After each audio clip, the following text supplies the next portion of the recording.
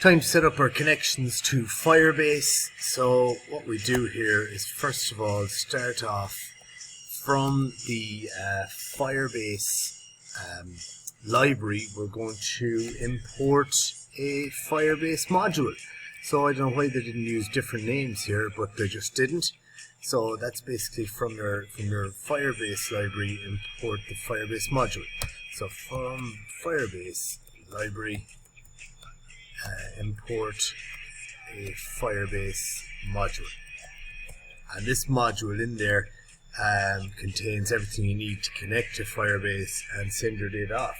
So we need to create a connection now here, create a connection to Firebase.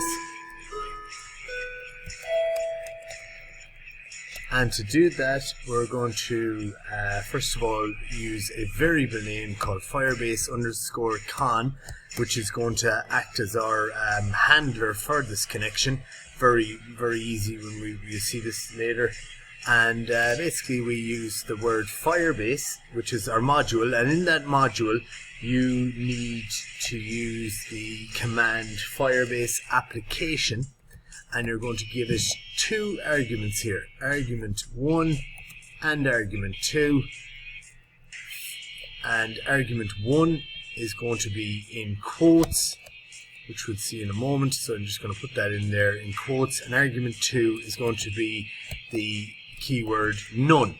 And what that means is that you're going to have no kind of encryption or anything like that. There's going to be no authenticity, and you just need to be careful that all your stuff can be accessed and changed at any time. So you're not setting up any security protocols, just you're having none.